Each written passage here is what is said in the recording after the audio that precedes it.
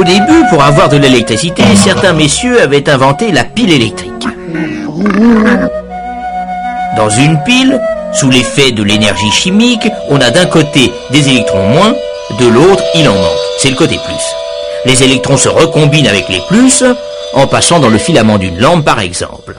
C'est du courant continu parce que les électrons moins sont toujours du même côté. D'autres messieurs avaient mis au point une autre méthode. Avec des fils bien isolés, ils faisaient une bobine. Et devant, ils s'amusaient à faire tourner un aimant.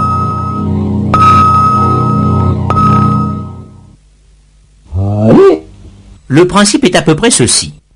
Quand le pôle nord de l'aimant arrive, des électrons sont arrachés de leur orbite et vont d'un côté, ce qui fait des plus de l'autre côté.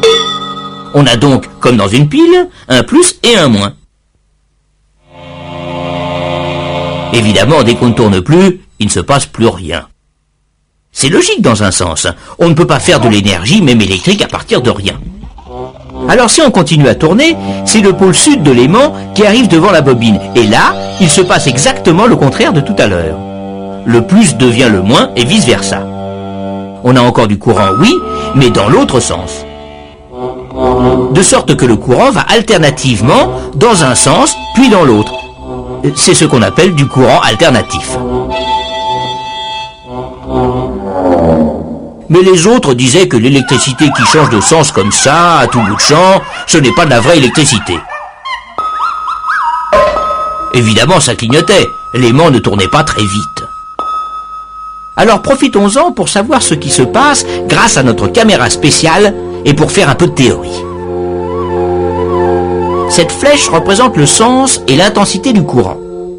Ce courant est d'abord maximum dans un sens, puis il décroît, devient nul, croît dans l'autre sens, redécroît, rechange de sens,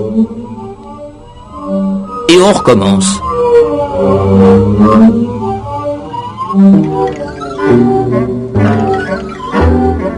Si le courant redevient maximum dans un sens une fois par seconde comme ici, on dit que la fréquence du courant est de 1 Hz.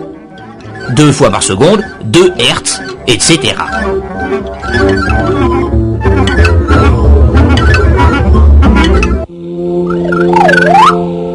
Il y a une autre façon, plus amusante, de voir les choses. Prenez la flèche qui représente l'intensité maximale. Faites-la tourner dans un cercle imaginaire que vous dessinez à côté du fil. Eh bien, à n'importe quel moment, l'intensité réelle qui passe dans le fil est égale à ceci. C'est-à-dire la projection ou l'ombre de la flèche tournante sur le fil.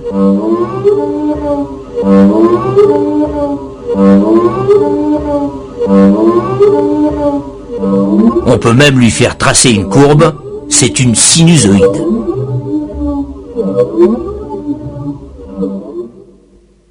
Mais revenons à nos messieurs. Ils perfectionnent leur alternateur. L'aimant se met à tourner plus vite, la fréquence du courant augmente, 4 Hz. Vers 10-12 Hz, ça ne clignote déjà presque plus. Et à 50 Hz, alors là, on ne s'aperçoit plus de rien. Or 50 Hz, c'est la fréquence du courant alternatif qui arrive aujourd'hui chez vous. L'éclairage, le chauffage marchent tout aussi bien.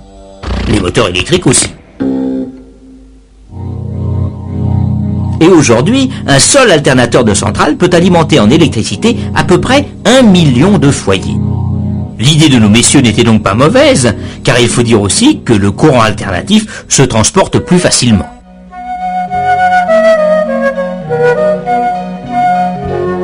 Mais pourquoi faut-il de très haute tension?